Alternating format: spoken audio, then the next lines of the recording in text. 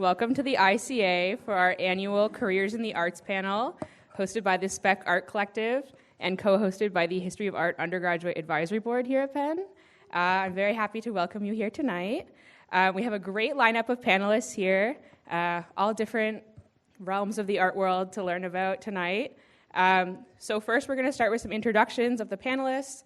They'll each have 3-4 minutes to kind of tell us who they are, where they currently work, and I guess kind of their education as well. That would be helpful. Then we have some moderated questions from the audience that I'm going to hopefully ask, and we'll have a little discussion, and then leave lots of time for question and answers from all of you and our panelists. So to begin, I'll just quickly introduce myself. I'm Delaney. I am the co-director of SPEC Art Collective, and my other directors, Natasha and Etta, are here in the front. We're really happy to have you all here. So to begin, I would like to just quickly, next slide, can you put that up? I'll just say the names and current job titles of our panelists, and their photos are back here from LinkedIn. And then they can go through and give you a bit more details about what they currently do. Oh, I like that little thing up there at the front. Wonderful. Okay, our first panelist is Emily Kaplan, a vice president and specialist in post-war and contemporary art at Christie's, and also a Penn alum from Penn Art History. She'll tell us all about that. Then we have Joshua Lessard, who is the architect and also exhibition designer from the Penn Museum. Then we have Lucia Bye, who is one of the assistant conservators of painting at the Philadelphia Museum of Art. I'm sure you all have probably seen paintings that she's worked on there. She'll tell us lots about her journey. Then we have Jackie Tileston, an amazing practicing artist as well as fine arts professor here at Penn. Has been a recipient of some really notable awards, Guggenheim Fellowship, Joan Mitchell Foundation Award. I'm excited to hear all about that. And then we have Sam Mapp, who is a doctoral candidate here in the history of art, as well as a Penn MFA grad. So we have a wide variety of perspectives tonight. The whole goal of this panel is to expose you all to different careers related in, the art world. So without further ado, we'd like to begin. Maybe we'll start with Emily. She'll give us a little overview of her biography and kind of how she ended up to where she is today. Thank you. Can you hear me? Yes? Okay. I am Emily Kaplan. I, as Delaney kindly introduced me, am a vice president and specialist in post-war contemporary art at Christie's in New York. I currently head the day sales in May and November every year in that role. I have been at Christie's for about 1.5 years, and before that was at Sotheby's for almost 8 years. Before that, I was at Penn. So I went straight from my bachelor's degree at Penn, where I was an art history major. I did my thesis with Professor Dombrowski, who is here. I will go into the different activities and extracurricular art-related things that I did while I was at Penn a little bit later, but I basically graduated from Penn and went directly into the auction world and started at Sotheby's in the contemporary art department there. Worked from an assistant to a cataloger to a specialist to running a mid-season sale of contemporary art, and then I moved over to Christie's to run the day sales, which are $100 million sales that happen twice a year. So that's where I am now. Hey guys. So I am, that's good.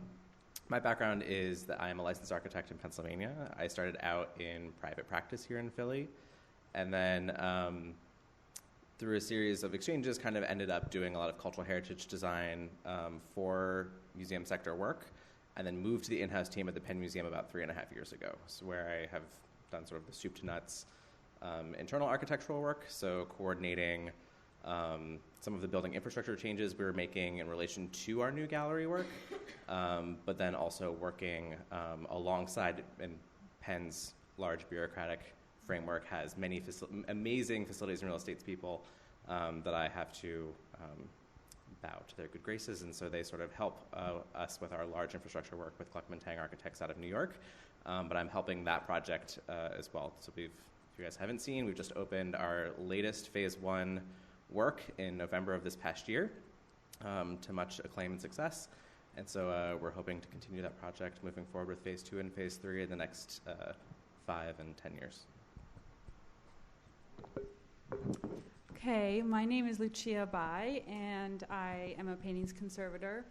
And I studied fine art and art history at Pratt, and then I graduated from UCLA. And I also had to take chemistry for 2 years. And I initially worked in paper conservation because it's kind of an easier world to enter. And so I worked at the Academy of Motion Pictures Arts and Sciences Archive, which was really fun, for 6 years, and at the Getty Research Library and the Art Institute of Chicago, and then I wiggled my way into painting conservation and went to grad school for painting conservation at the Courtauld Institute of Art in London. And now I'm at the Philadelphia Museum of Art. And I work on we specialize in different periods generally, and I work on old master paintings up to 1900 now. Hi. I majored in fine arts as an undergrad. I thought about a lot of other majors and ended up choosing my first love. I had graduated early from high school, and I was in high school in France at the time, and so I went to a very traditional académie for a semester before I then went to Yale. So I kind of knew I really wanted to be in fine arts, although I played with being a music major. But I turned out to be a better painter than bass player. I also had really good advice from my father, who was a banker. When I was, a lot of Penn fine art majors and Yale fine art majors are also double majoring in chemistry or medical pre-med or Wharton or whatever. And my father said, if you want to be an art major, no backup plan. And that was the best advice he ever gave me. So then I worked for 3 years after undergrad, doing all kinds of weird jobs, but I needed to prove to myself that I would and could still make work when nobody cared. And I promised myself that if I thought I could be remotely happy and sane on the planet doing anything else, I would not do it. The answer was no, nothing else. So I then went to graduate school, and the rest is history. I've, figured out how to. I think the biggest challenge is just figuring out how to construct a life as an artist, and I feel incredibly fortunate that part of how I do that is teaching and working with students and being at an amazing place like Penn. Hi, my name's Sam. I come from a family of artists, and it seemed like a foregone conclusion that I would probably end up doing that as I got older. But I went to college at Skidmore, and I double majored in studio and art history. But I was unclear about where that would lead me. And one summer I interned at Christie's in the classic cars division, which was really fun. Though if you do that, go for the wine division. That's the most fun. But after graduating, I had a sense that I was really ready to be serious in a way that I just wasn't in college, and that period was followed by a number of years of just kind of odd-end jobs and, turning your bedroom into a studio and kind of a lot of isolated time trying to figure out how to make a picture. And it's not that easy. And there's no crit, and there's no official assignment other than you feel it's something you really want to do. It's what you need to do. And so after doing that for a while and working for other artists or working for a carpenter, I spent a summer building decks. I did, I did whatever I could find. I applied to an MFA here and studied with Jackie, but then also took some art history classes there, studied with Kaja, and then later with Andre, because I'm now in the midst of a PhD here. So the story continues, and it continues to unfold. And so, now I'm trying to sort out a life and figure out how I can transition from this extended period of study into something more stabilizing. Reality. Wonderful. Thank you for the introductions. We'll start with some of the moderated questions you guys have already submitted to me, and we'll hopefully get a little conversation going. So the first question we'll start with is, are there any particular classes, internships, study abroad experiences from your undergraduate education that still have an impact on you or your career today? Anyone who wants to answer the question?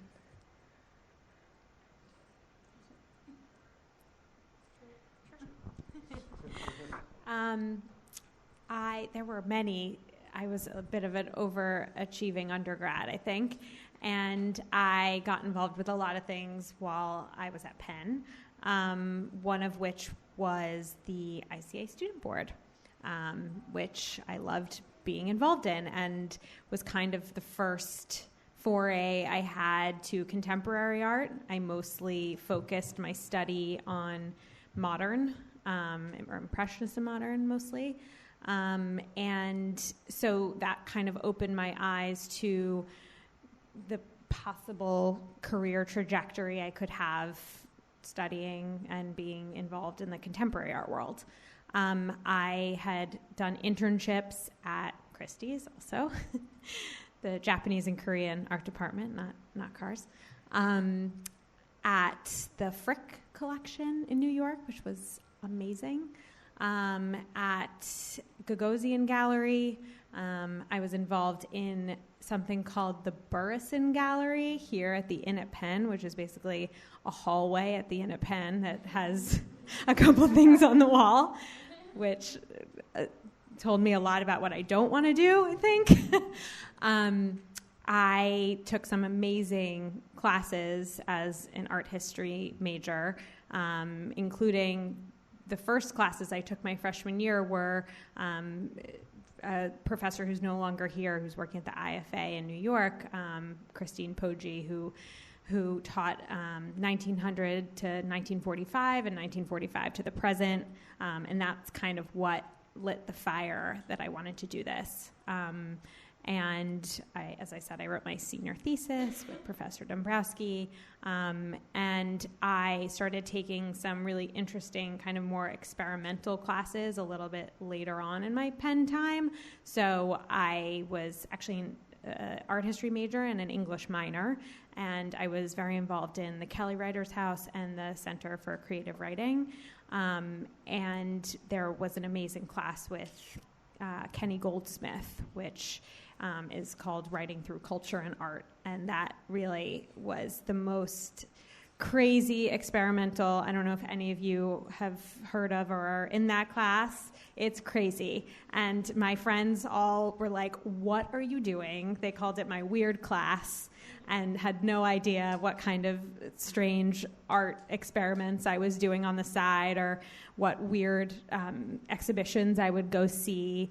We, as part of the second semester of that class, helped produce the exhibition catalog for an exhibit here at the ICA that was curated by Christian Marclay and was all around sound art. So it was really such an interesting experience for me, and I just kind of decided through sort of a culmination of all of these different experiences that I definitely wanted to work in the art world. And from working at the Frick and galleries and auction houses, I really just personally loved the pace of an auction house. I liked that you could kind of jump in right away and start doing all kinds of things. You didn't need many advanced degrees to work in contemporary art because it's just happening now, and part of that is just being out in the world and going to galleries and talking to people and knowing prices and discovering new artists, and I just love doing that. So that sort of pushed me into the contemporary art realm and into auction houses specifically, and I've never left. Thank you. I think my answer is going to be much shorter, in the sense that my architectural thesis, I think, might have been the most transformative moment for me in terms of classes or just sort of university work. I think predominantly because it was the first time in my design career that someone had said, like, hey, you have to be completely reflexive. Like, this is all about your process. This is your stance on the profession. You're going to have to defend this to a whole bunch of people who are there to tear you down, and not in a critique sense, because they're going to go after your process, not just the product.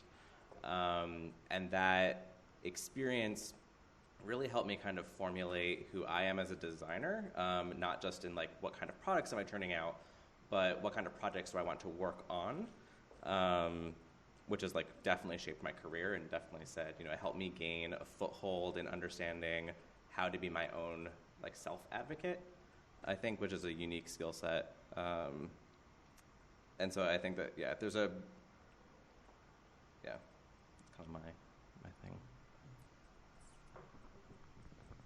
Okay, yeah, so I think I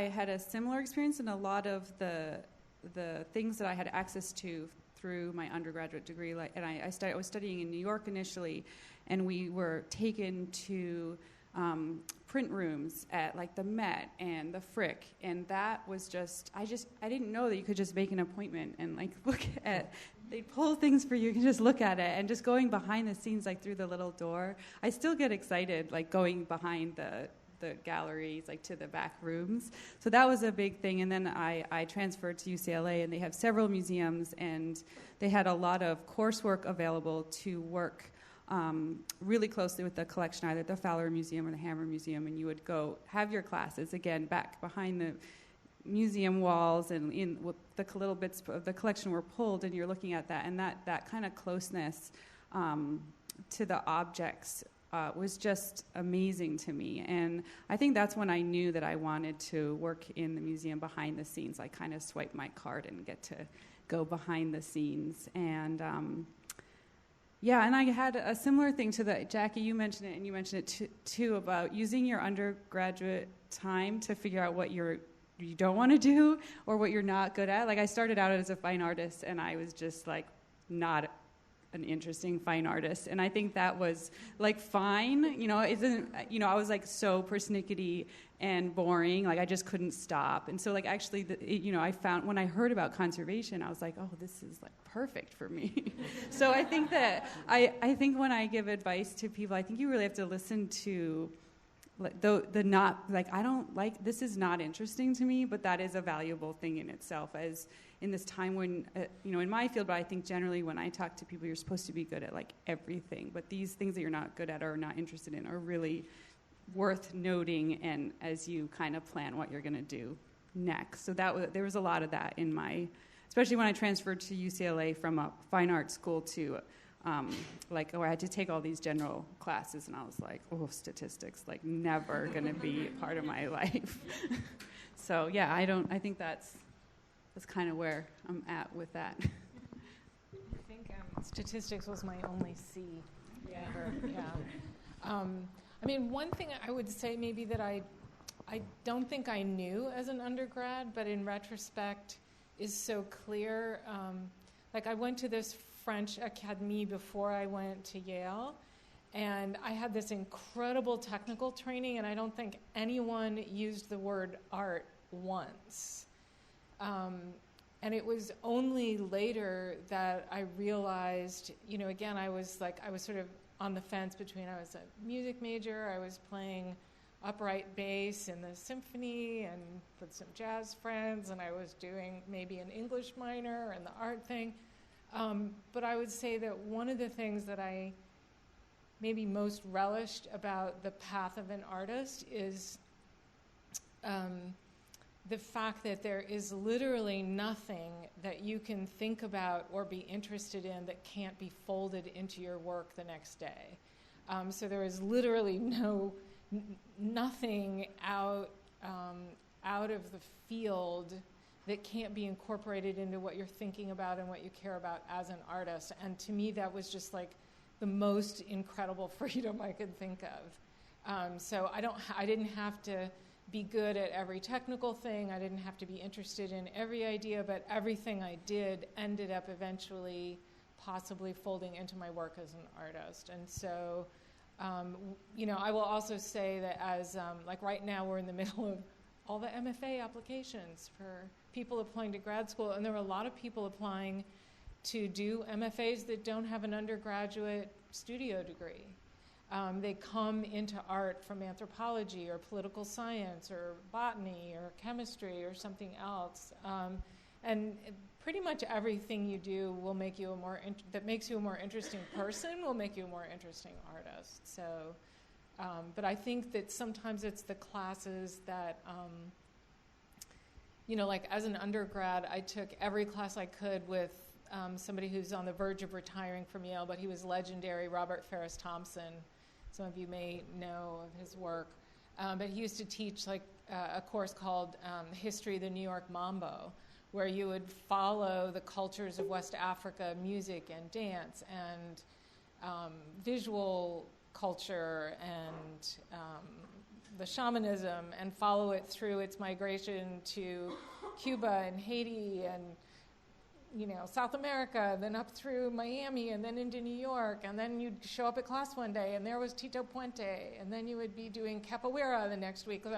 And it was the first time I kind of understood that, like, art was really this synthetic, cannibalistic process that really, really changed the way I thought about my practice.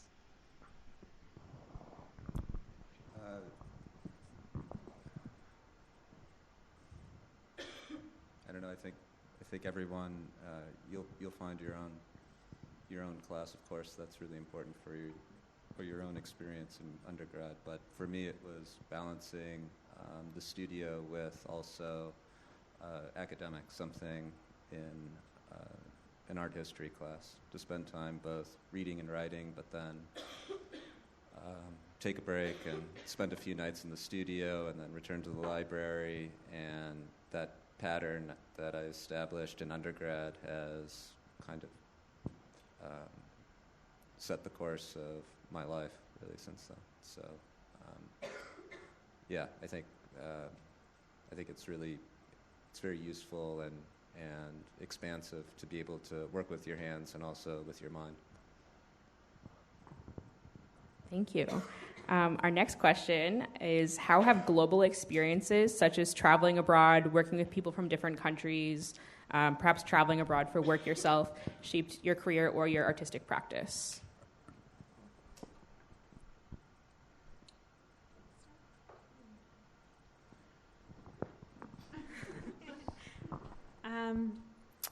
This is sort of a hard one for me, but in terms of my lead up to my career, I studied abroad.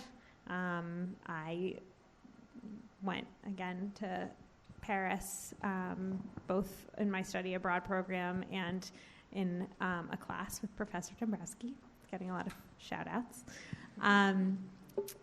And that was just an amazing experience to kind of open my eyes to, I grew up in New York and then here in Philadelphia, and you just then build your knowledge of art history and museums and just exposure to everything and different cultures, and that was just amazing to me. Since I've worked in the art world, I've traveled a lot, both to Europe, particularly in London. We do a lot of business there, so I go there several times a year, as well as throughout the U.S. I've taken some trips also to South America and other places like that, but predominantly sort of U.S. travel. I think that I work with a lot of international colleagues. we have a network across the entire world of specialists, business people, every kind of person in every major city, mostly in the world. So it's really an eye-opening experience to work with different kinds of people who work in different ways, and the clients that we work with in each place are really different. They operate differently, not just because they speak different languages, but because the cultures are different. I think one thing to think about if you're interested in going into the art market side of things is, rather than, it's good to kind of get a sense of what all these different cultures are, but what's actually most useful is to know one very, very deeply. That goes with a language too. You can really carve a niche for yourself by, if you are from Mexico and you are fluent in Spanish and know that scene and that culture and the collecting community there, that is an amazing asset to have. If you are from China, or if you even want to take Mandarin and you can go travel there, it opens up unbelievable amounts of worlds and opportunities. I took French. I'm not particularly good at it now. I don't travel to Paris and do deals in French. I never learned the business French, but to have that skill is really opens up a lot of opportunities. So, sort of as you're all in this stage of thinking what you can do to broaden your horizons, especially if we're thinking globally, that is something I would definitely recommend looking into. I think I have a little bit of a more esoteric answer to this one that I wrote down, in the sense that I think traveling in a global sense lets you learn to let go of control in some ways. You find yourself in a culture that you're not familiar with, and you just kind of have to go with it, and you're going to fail at that sometimes. You're going to miscommunicate things or misrepresent yourself, and that's an important lesson, because I think in a business sense and a design sense, when you're working with communities, you're going to find yourself trying to negotiate those things quite often. You're going to fail. You're going to hit those hurdles. But then I also have I have a cheat sheet that I kind of wrote down stuff on. I wrote the phrase collaborators, collaborators, collaborators, because at least at the Penn Museum, we're artifact-based. One of our major initiatives right now is to think about how we decolonize the institution. And in that sense, you have to give up control of some of our environments, of the interpretation, of the narratives around our art and our artifacts to source communities. And global travel lets you really understand that perspective and that lens and why that's okay. And I often find myself having to explain to museum stakeholders why, when we invite an artist from Senegal to contribute a contemporary art response piece to the display of material from Africa, I can't tell them anything about what they're supposed to do. I can tell them, this is the wall that we're going to put your stuff on, and then let them go from there. And so the global travel part, I think, is also an important lesson, is that you find those cultural roots, you find a way to communicate with people who are not you. Yeah, I had a similar answer in mind, because as a conservator, even with old master paintings and from a European culture, you have to be humble, because ultimately your work is ideally invisible, as you kind of are like enhancing the artist or culture whose work you are preserving. And so I think travel is really important, seeing things in their original context and trying to get a sense of how they were, what the environment was they were made in, or how the viewer in their time saw it compared to how we see it now. These are things that when you travel, even I was I was in Florence a few years ago, right before Easter, and I've never been, I'm not religious, and I've never been in a Catholic country before Easter. I love Easter, like I love decorating eggs, but it's a very solemn time. And I was running around to these churches to look at these paintings that was on my list of paintings I wanted to see, and I realized how disruptive I was to these churches where these paintings are still functioning in this religious setting, and I was really surprised because I thought I understood Italian paintings and altarpieces. I was in London at the time. There were paintings by the same artist at the National Gallery, and just the kind of shock of seeing it in the setting in this very solemn moment, even for like a European old master painting, was really kind of shifted how I look at them in museums from now on. So I think that similar to it, it's this moment for like listening and watching, and because there's so much interpretation that goes into our work. So traveling gives you the opportunity to kind of inform that interpretation. I would say that the idea of being a global citizen is maybe the single most important aspect of my practice as an artist.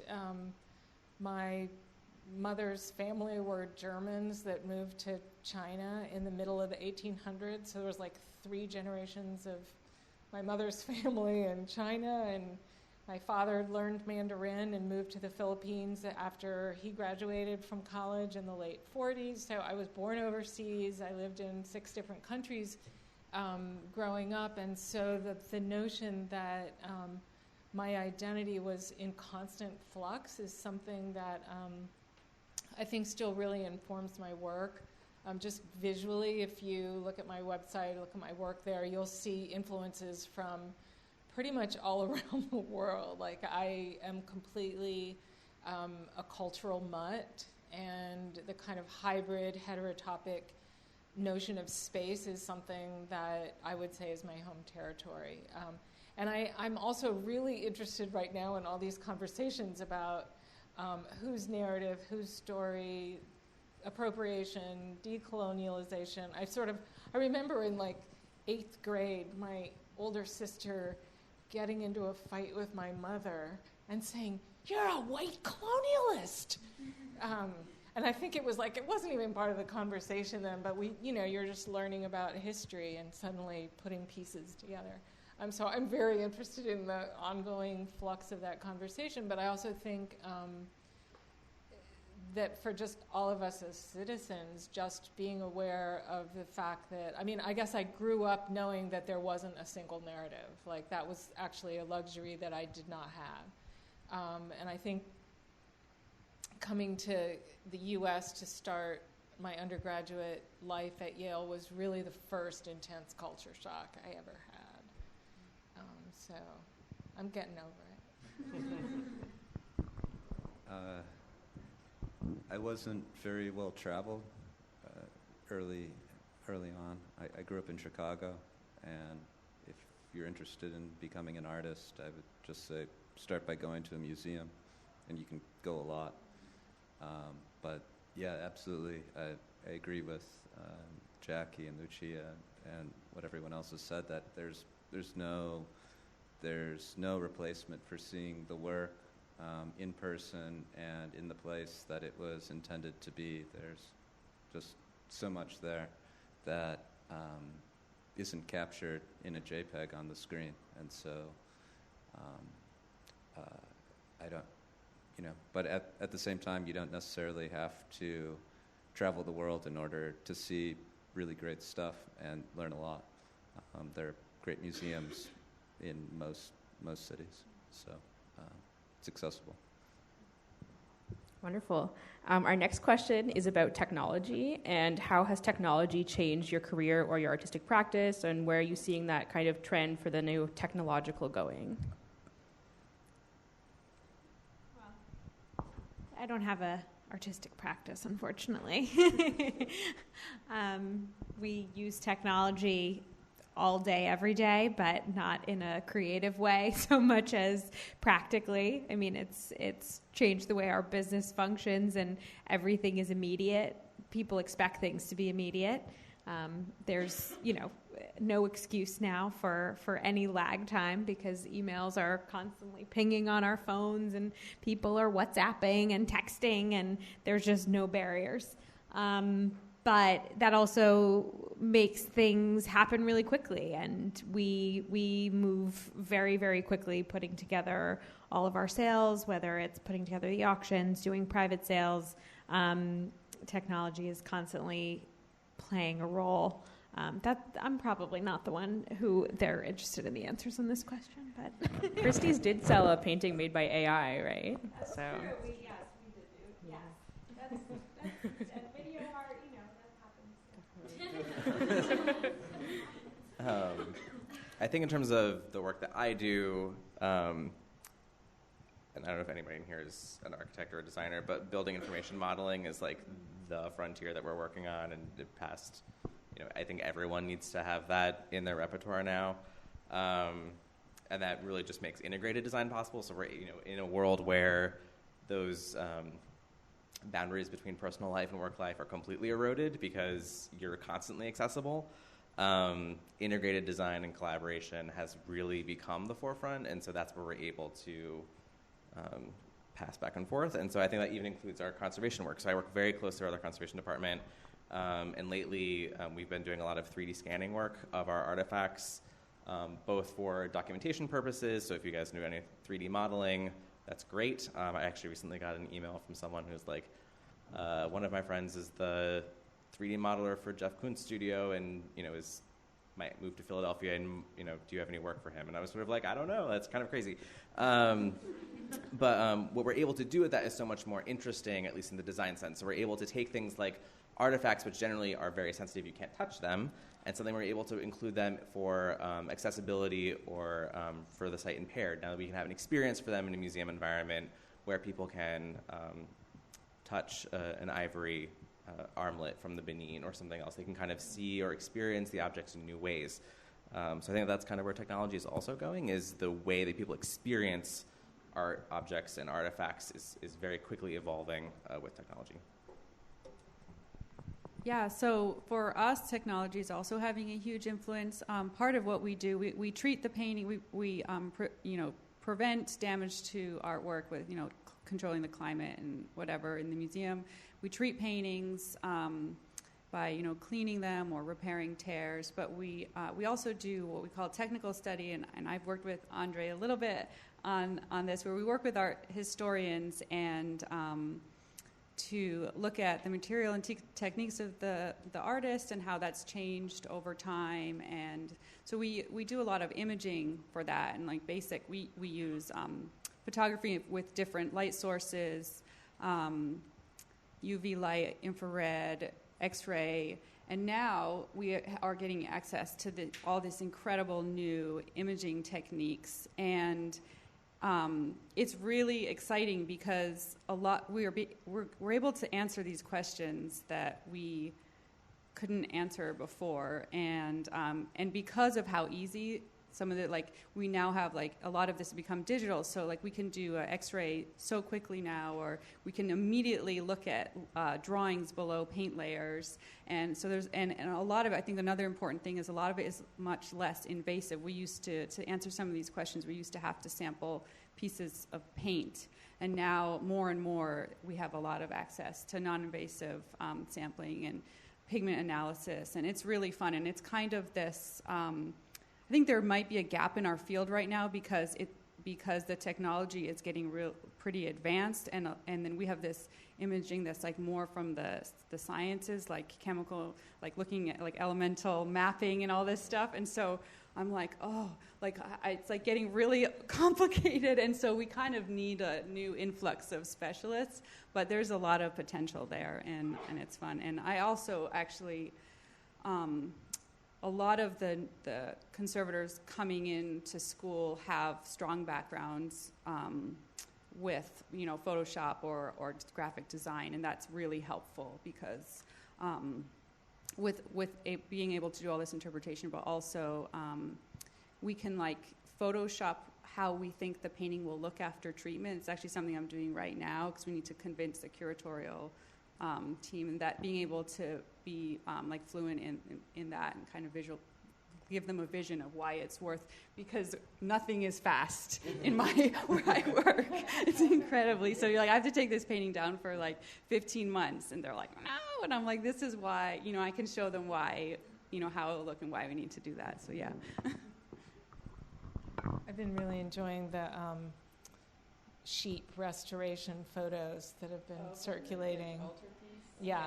It's there's some really fun responses to that. I have sort of two answers to this question. I think on a very basic level, it's kind of expected or understood that as a contemporary person in the visual art world, you know how to do certain things. Like almost everybody I know has used Photoshop as a tool in their studio.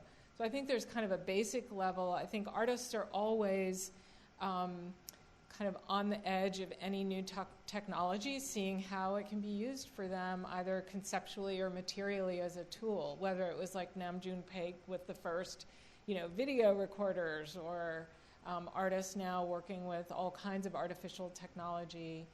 So I think there's that aspect of it, and it's always really exciting. I mean, actually, in terms of like, we have 8 standing faculty in the fine arts department, and we got the kind of, I joke that I'm the only painter, so I'm the one that holds a stick with animal hairs tied to the end of it, which sounds so shamanistic relative to what everybody else is doing. But I think the place where I've felt and seen technology changing all aspects of the art world, what everybody said is digital imaging, and the immediacy and infinity of our access to images and image culture, I think, has really changed what we think an image is, how we respond to them, how we read them, and I think that has both really positive, complicated implications. It also has some kind of creepy negative ones, at least for me as an artist, where like I had this insight sort of at a certain moment in like my digital development, where I realized that almost all of my students, the majority of their experience with artworks was through digital imaging, which is backlit and flat and not lumpy at all. And I had all these people making really flat paintings in beginning painting because they just had no idea how lumpy and gooey and sensual paintings could be. And I think there's this kind of a slight disconnect between the material objects, and everybody's talked about, like, you gotta see the objects. Even the Mona Lisa, I know you've seen it so many times on the internet. But the other thing that is kind of weirding me out is artists literally making work for Instagram. That work is being bought and sold and curated via Instagram. And that's a very, very particular format, like how long you look at it, what you can see, and the idea that artists are actually changing their decisions about what they're going to make and what it looks like in order to accommodate Instagram is... We're like changing how we clean paintings so we can have a Dorian treatment like picture.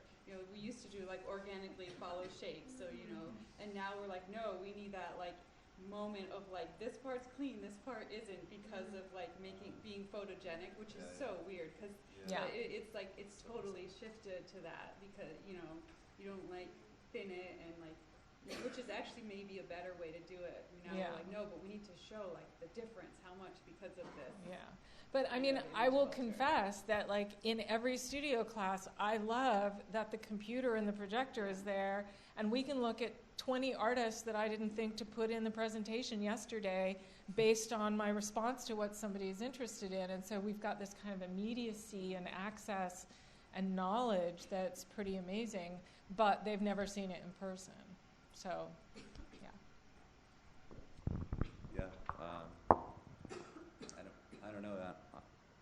In some respects, technology really doesn't matter so much for me because I'm still trying to make a material picture, and I'm writing, and Microsoft Word and books, and so it's not super technological. But in another sense, of course, I'm surrounded by images every day, and I follow. I actually really like following like most of the major galleries and museums that I have some affinity for, and just to keep up to date with what they're showing, what other friends are showing, and so there is a level of saturation in terms of the kind of imaging and the distribution of imaging that we all experience today. But what you do with that is completely up to you. I don't know. I think those images are there and they're available, and you can repurpose them and use them for your own work or not. But it depends on what kind of relationship you want to develop with that technological plane.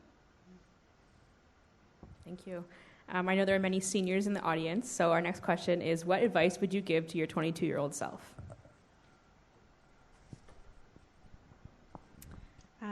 The first thing I want to say is just to go back for 1 second to this interesting Instagram culture comment, because that is so true and so relevant to what I do, and it's really changed everyone's experience. I mean, you barely have to go to Art Basel in Miami to know everything that's for sale. It's crazy. And I've heard people say, no, I'm not going to go see that gallery show. They posted them all on Instagram. People really feel that way. And, and I totally, we, by some necessity, have to evaluate paintings a lot of times just from images, and that's just, we're in a volume business a lot of times, and that's just what it is. But, I always try and go to see things in person, because I couldn't agree more. The texture, trying to give an auction estimate on a de Kooning painting from a picture is nearly impossible. If you see it in person, you see the texture, you see the brush strokes, you see just how lively the colors are. Is it a little flat here? Did he leave any parts unpainted? In terms of thinking about value, which is what I do, that's everything. That's what people care about. So it's definitely something we think about all the time. I hope that it doesn't completely replace the in-person experience, but that's definitely a very relevant point. What advice would I give to my 22-year-old self? I remember being at this point 10 years ago and just being completely panicked and crippled with anxiety about what I was going to do. I knew I wanted to work in the art world, but didn't know how to do that. And I had a lot of friends who were also art history majors or in similar, English majors, different majors that did not have an exact career at the end of them. And a lot of those people ended up applying to law school and getting caught up in OCR and just getting sucked into that vortex because it was something to do and it was some proactive way to ensure what you're going to do next year. And I put out a lot of feelers, applied to a lot of things, and pretty much across the board, the answer to me was, thanks for reaching out, let us know when you graduate. By and large, the art world does not recruit in the same way that consulting firms do or that banks do. It's just not how it works. And I think at Penn, it's really hard to be in this field and keep that perspective. But I am here from the future to tell you that it's okay. And if you graduate without a job, it's okay, and you will figure it out. In the meantime, it's great to make connections, network as much as you can, reach out to anyone who is in a field you're interested in learning more about. I really liked what you said about finding out what you don't want to do as much as what you do want to do, and that means just trying a bunch of things, whether that's through internships, just having conversations with people, shadowing someone. I mean, there's really a lot of ways to do that without actually having to work in that industry. So I would encourage that as much as possible. And even still, once you graduate and you get a job, you're not signing your name in blood. I mean, that's a job, and you can see how you like it and go from there. I really was nervous that if I didn't have a job when I graduated, I was never going to get a job. I ended up graduating without a job and ended up maybe unemployed for 6 weeks and interned at Gagosian Gallery for a few months. And then right from there, got into this program called the Floater Program at Sotheby's and never left, really, the auction world. So there can be multiple steps to get there, but I would just, kind of keep calm and carry on. And the other thing that I was thinking about with this question is in my field, have a lot of up close and personal interactions with art. I mean, that's part of why I love it, is because we get to handle hundreds of objects every few months. I mean, it's unbelievable the kind of work we see and get to see up close and sort of behind the scenes, and I love that. I wish at Penn that I took a fine arts class, because there's a couple people that I work with who did that, and even if you don't want to be a fine artist, understanding techniques and materials is amazing. I mean, that helps you in many art fields. So that was just kind of a little thing that I was thinking that I kind of wish that I did when I was still at Penn.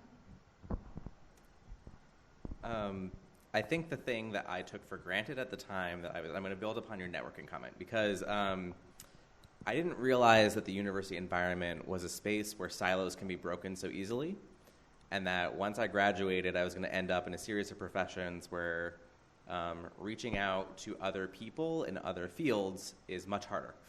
And so I think that, when you're still in the university environment, this is a place where you can build those connections in a much easier way. And so I think that's a kind of an exciting opportunity. And the other thing is I kind of wrote that those connections that I did make successfully, and I went to Drexel for undergrad, so a lot of that information was all of my friends were engineers. And those relationships have paid dividends for life. So what I mean by that is not just necessarily that we all hang out on Fridays and get a beer kind of thing, but professionally, these are the people that I rely on as all of my consultants now. And these are people that when I have a real challenging issue, I'm able to say, hey, let's go get a coffee so I can talk to you about this off the books or off the record kind of thing. And similarly, people in your, those friends that you make, I have a lot of architecture friends who went out and then became product reps or something. They found other fields, and suddenly I'm in constant conversation with them in new ways.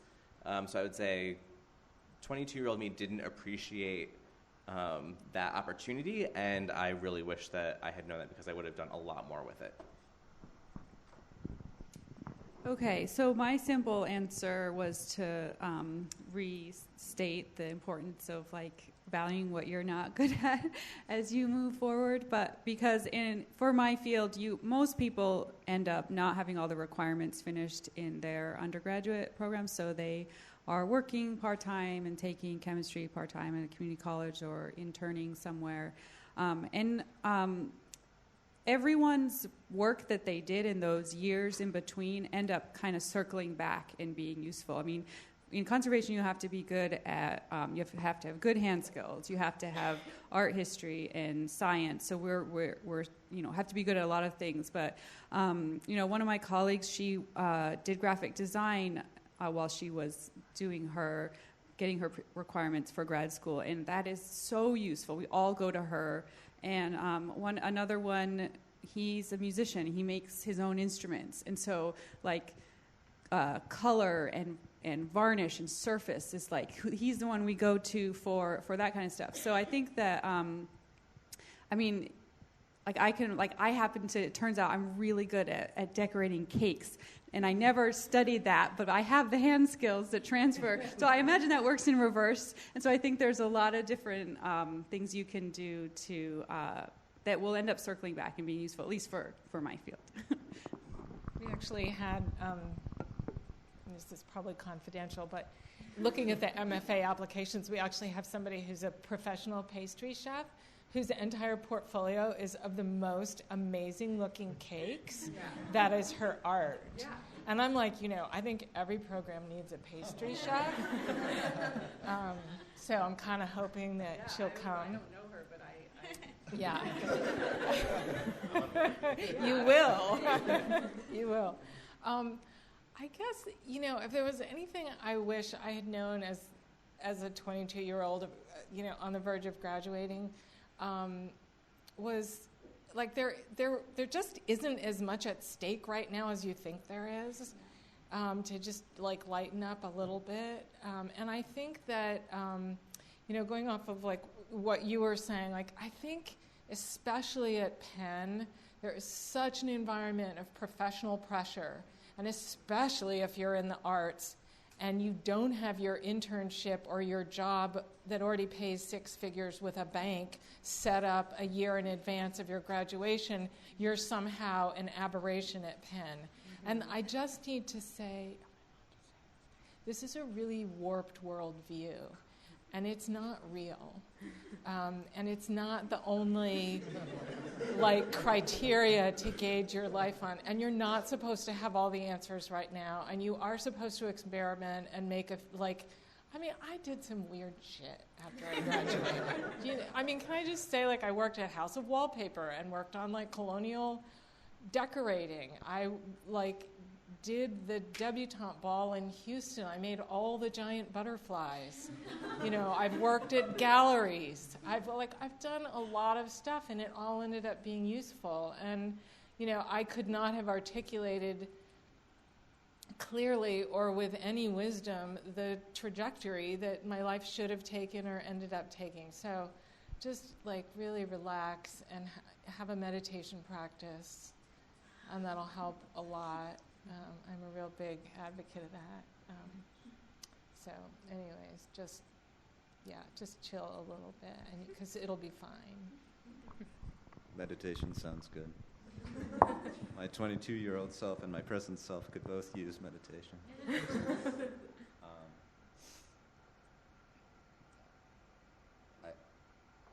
I don't know. I think, it's all useful. It all works out, and just be calm, but find something that you really want to do. And I don't know. Okay, one more moderated question before we'll open for some discussion. We were wondering if, for your particular employers or perhaps for the MFA program, if you want to talk about, are there any particular skills that you think your employers are looking for in recent college graduates, such as language skills, coding, all these different skills that people are said to have marketable skills these days. Are there any particular things your employers or Penn in this case was looking for? I think the language question goes back a little to what I was saying before. It's not a requirement in most parts of Christie's, but it can certainly help. And if you end up going into a part of the art world that, where your language skill is used, it opens a ton of doors. So while I would never say that it's a requirement, my French is just languishing and terrible, and I think I've done okay, but I have colleagues who are fluent in Spanish and French and Mandarin and German and all of these languages that really help, put them in situations that open a lot of doors and opportunities. I would say from a market perspective, the languages that are useful are mostly right now Spanish and Mandarin. French and German are more for scholarship and sort of the impressionist and modern field. But for contemporary and the market, it's interesting. Those are sort of the more useful ones right now, which says a lot probably. Otherwise, I think, as the world becomes more tech-focused and savvy, obviously having skills in any new technology that you bring to the table is really helpful. It depends what side of the art world you really work in, but from a Christie's perspective, I think we're way behind. So we would do well to hire people who understand this and have sort of a forward-thinking way about how art and the art world and the art market and sales can change as the world changes with technology. The other thing that I always sort of like to look for when I'm hiring people into a specialist track, which is what I do, aside from an art history base, which is generally required, but I also think I learned so much of what I know on the job and just being in constant contact with the objects all of the time. But the other thing I look for is the ability to write. I mean, whether it's in a more formal way with our catalog entries or, we often write charitable contributions for museums, require sort of longer explanations, whether it's something more formal like that, or it's just sort of an eloquence in writing a persuasive email to a client. That is a skill that will serve you in any field that you go into. So I always like to look for that on resumes, some kind of hint of a knack for writing also. In reviewing portfolios and sort of resumes of potential staff, I think right now what I'm really interested in, at least for the past 2 years, is evidence of adaptability. And not just flexibility, but I think anybody who's sort of been watching the news right now knows that the cultural heritage sector, and I think arts in general, we're finally codifying and sort of actualizing some of those conversations that have been going on for 30 years and plus about decolonization, about source communities, about repatriation and restitution. And so I think that because that regulatory environment and the framework that many people are used to or take for granted is shifting quickly, we're all needing to adapt. And I know that I'm trying to build a team that is ready for these 21st century concerns and is able to move forward collectively. And so if you find ways to put that in your portfolio or resume, that's definitely key. Yeah, for our field, we have this insane checklist of things you have to accomplish before you can even apply to grad school. And then I remember applying, and then they have this section at the bottom. They're additional skills, and you're are you kidding me? I've just spent years being able to check this list. But that said, I do think being able to work collaboratively is really important. I think this term that I heard a lot that I hated when I was in grad school was to this kind of critically assess a project and a situation and like specific to the painting or the project that you're working on. Kind of be adaptable to everything that comes into your work table is its own thing. You don't get stuck in a routine. So so I think that's a hard question for me to answer because there's just so many things you kind of have to hit to even and you pretty much have to get a master's degree. And there's 3 main programs in the U.S. There's one in LA that's just ethnographic objects, and to get into them is really hard. Once you're in, I don't think anyone ever drops out. I've never heard of that ever. You pretty much that's like the hard part to get into the field, to get into grad school, and then they graduate. Like my program had 5 people per year, so they graduate 2 to 5 painting specialists per year, and then that's pretty much what we need on the market. So I think we have this is kind of a boring answer, but we have a professional association and a website where it basically tells you what you need. And that's kind of where I think, meanwhile, while you're checking those boxes, that's where you do other things, and that kind of circles back and becomes useful. Harvard Business Review a few years ago famously published an article called "Why the MFA is the New MBA," which is probably not true, but it was really great for us to be able to give to the parents of Penn prospective art majors. But I think what they meant is that as things get more mechanized and more work is done through technology, that it's creative thinking and thinking out of the box that's actually going to become the kind of skill that is most valued. So, we're trying to change STEM to STEAM to kind of add that creative element. But I mean, I really think that like all of these professions are going to want that from us in the future. In terms of like, for example, like looking at the MFA applicants or trying to pick artists, like the field of art making right now has never been more expansive and eccentric and liberated from any kind of constraints. If you wanted to be an artist 200 years ago and you didn't have the technical skills, you didn't get to play the game.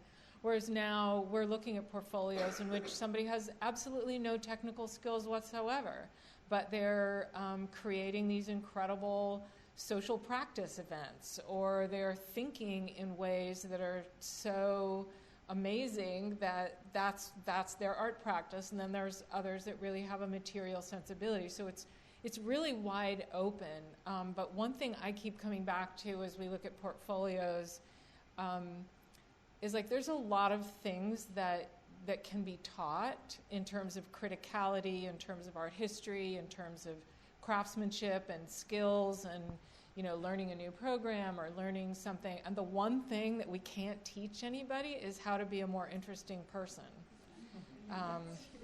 So like the weirder you are and the more eccentric your tastes and your personal life experiences, like all those weird tracks that you took on the side getting to that checklist, those are actually the things that will make you a more interesting artist. I just want to add to that, because by the time you reach this checklist for our field, you end up with like some incredibly dull people because they've had to like cut everything else out. And I think we're like realizing that now, like what and how do you fix it? I don't really know, but I think to remain interesting while you get good enough to get into the programs is key, and it can be in lots of different ways. I don't know that I have anything to add to this one. I'm not admitting students, but Okay, we're almost at the end of our time, so we'll see. Is there anyone who has 1 or 2 audience questions? If not, we'll open it up. You guys will still be around for a couple of minutes. Annie?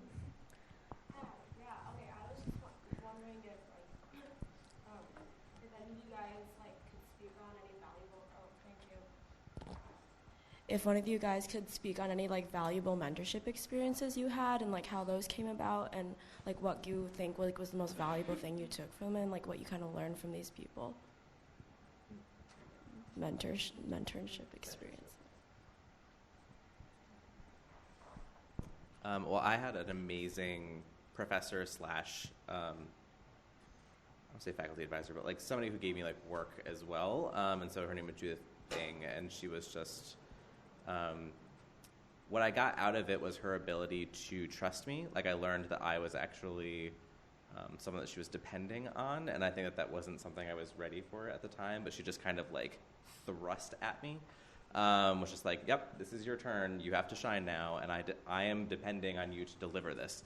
And because she made that very clear up front, and because I greatly respected her and her work, felt the need to deliver on that, and so that a good mentor, in the same way that a good leader, there's all these like studies out there sort of like, you know, they bring out the best in you, or they encourage you to do something, they let you come into your own, and I think that she certainly did that, so.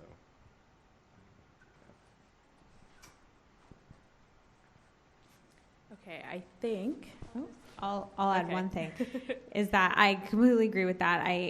There are, I would say, two people that I feel extremely mentored by, and I basically haven't let them out of my sight since I met them. So I worked with them at Sotheby's, and then they recruited me to come over to Christie's, and being around people who trust you and believe in you and challenge you makes you excited to come to work. I mean, that's what makes you feel valuable and valued. And if you can find people, obviously peers is wonderful, but especially people who are more senior to you and can kind of show you the way. Not I don't feel that it's a traditional mentorship in that it was a hand-holding kind of experience. It wasn't a shadowing kind of experience. It was kind of just leading by example and finding the people that you really love working with and that make you excited to do what you do. Thank you for that. All right, this will be the end of our panel. The panelists will still be here for a couple minutes if you have any specific or personal questions, but let's give them a big round of applause. Thank you.